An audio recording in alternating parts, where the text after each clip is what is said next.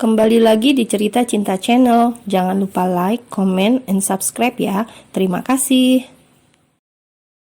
Apa maksud papa? Apa papa udah melupakan perjodohan itu? Yes, tanpa disadari ia mengukir sedikit senyum dan itu terlihat oleh papanya. Kenapa kamu senyum? Enggak kok, Pa. Itu sekretaris kamu. Mendengar pertanyaan itu, Ibra jadi salah tingkah. Jantungnya berdebar tak karuan. Padahal pertanyaan papanya belum mengarah kemana-mana, hanya sebatas itu. Iya, Pak. Pintar juga kamu milih sekretaris. Cantik. Bukan pilihan aku, Pak. Kepala HRD yang membawanya ke sini.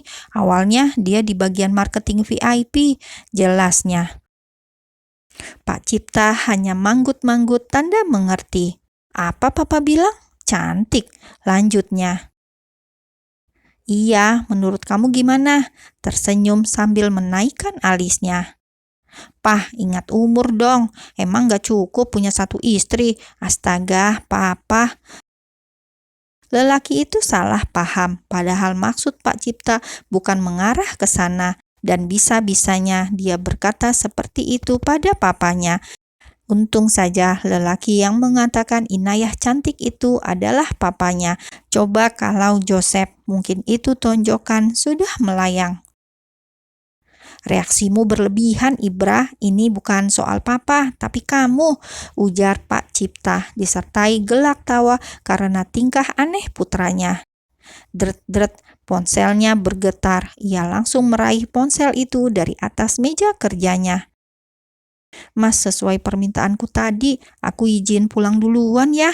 Karena sudah hampir pukul 4 sore, Inayah langsung berpamitan dengan Ibra meski hanya lewat pesan. Inilah cara satu-satunya agar Inayah bisa kabur. Maaf, Pak, sebentar ya. Lalu Ibra melangkah keluar menghampiri Inayah. Maaf, sepertinya aku nggak bisa. Inayah langsung memberikan senyumnya agar Ibra tak merasa bersalah. Iya mas, aku paham, aku bisa sendiri kok. Kalau kamu mau ketemu ayah, lain kali kamu silakan ke rumah.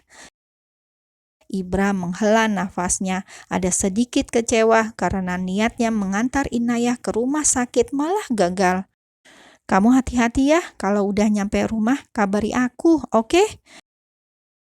Tanpa Ibra sadari, papanya sejak tadi mengintip di depan pintu, samar-samar mendengar pembicaraan mereka. Lalu Inayah melangkah pergi. Ibra pun kembali ke ruangannya.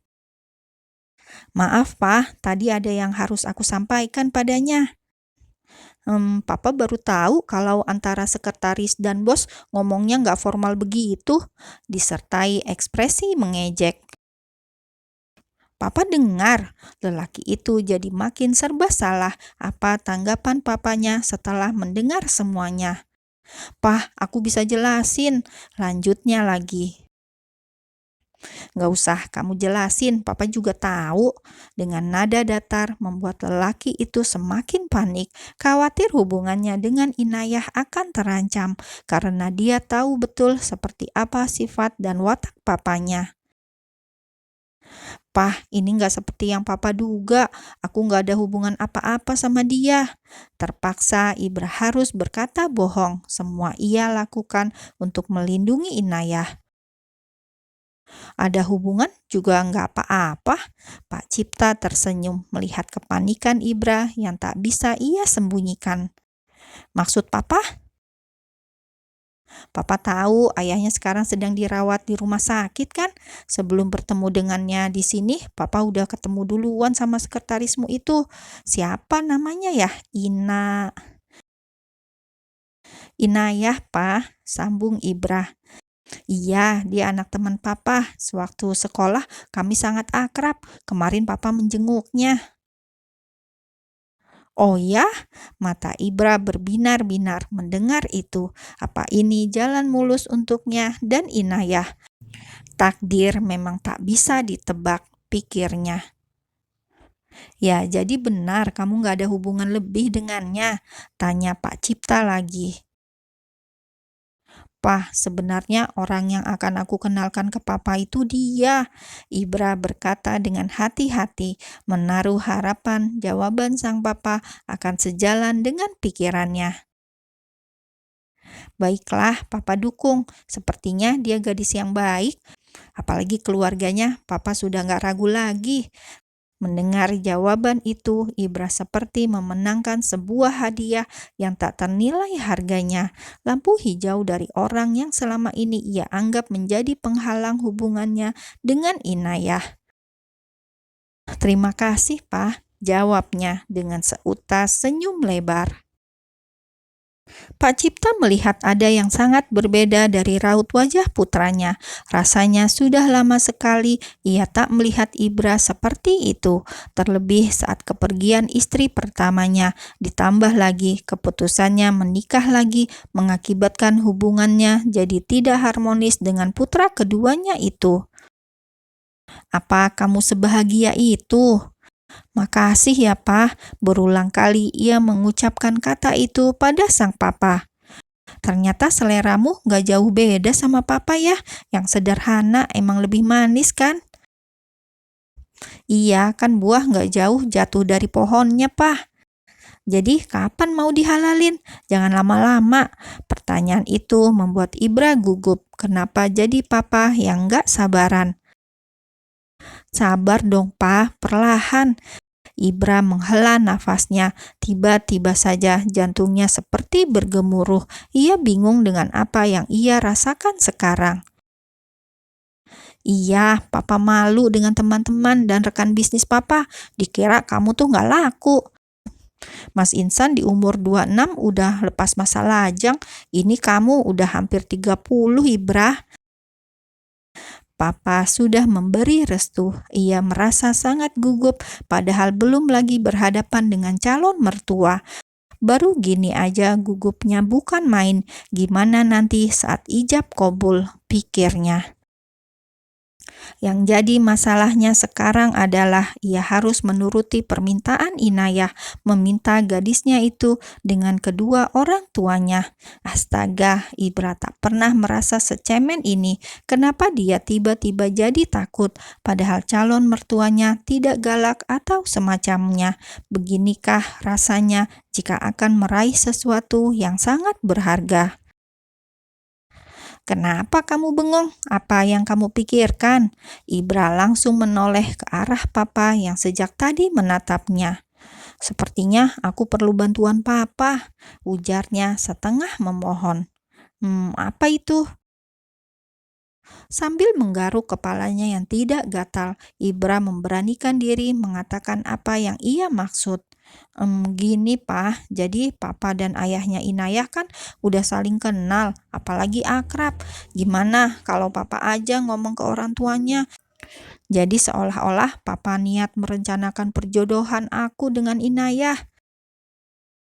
Ibra benar-benar kehabisan cara, padahal tinggal menemui orang tua Inayah, menyampaikan niat baiknya untuk melamar anak gadis mereka itu saja. Tapi ia tak ada keberanian untuk mengatakan itu. Entah apa yang ia takutkan. Takut ditolak oleh orang tua Inayah? Bisa jadi. Kali ini Ibra sungguh berbanding terbalik dari dirinya yang biasa. Apa? Gimana maksud kamu? Papa nggak ngerti. Coba deh, jangan berbelit-belit ngomongnya. Aduh, papa itu aja nggak paham sih. Faktor umur kali ya. Masa aku harus jelasin detailnya? Waktu itu Inayah bilang kalau aku serius dengannya, aku harus minta langsung sama orang tuanya. Gimana caranya, Pah? Bukannya mendapat jawaban, Ibra malah ditertawakan habis-habisan oleh papanya. Kamu benar gak tahu caranya atau gak punya nyali untuk menemui orang tuanya? Ibra, sejak kapan kamu seperti ini? Ibra terdiam mematung saat papanya menertawakan dan apa yang diucapkan papa barusan itu benar adanya. Dia tak punya nyali. Dia sendiri juga tak habis pikir dengan dirinya sendiri. Hal ini lebih menantang daripada ketika ia harus menghadapi beberapa dosen saat skripsi dan tesisnya diuji. Dua-duanya, Pak. Aku butuh bantuan Papa, please. Kamu tuh ya harus gentle dong jadi laki-laki. Jangan mau enaknya aja. Papa juga dulu begitu, berjuang demi mendapatkan mama. Syukur kakek dan nenekmu di kampung mau nerima Papa jadi mantunya. Kata-kata Papa kali ini begitu mengena. Kalau aku ditolak gimana, Pak? Pak Cipta kembali tergelak. Dilihat wajah anaknya yang begitu kaku. Di mana rasa percaya dirimu yang tinggi dulu? Ya, kamu harus yakinkan orang tuanya kalau kamu bisa menjaga dan bertanggung jawab terhadap anaknya. Papa yakin nggak akan ada penolakan. Ibra manggut-manggut mengerti dengan apa yang disarankan papanya.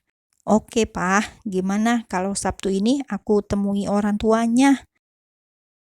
Lebih cepat, lebih bagus sebelum kamu menjadi bujang tua. Bujang tua, Papa paling bisa, padahal aku kan belum setua itu. Baru mau 29, gerutunya dalam hati.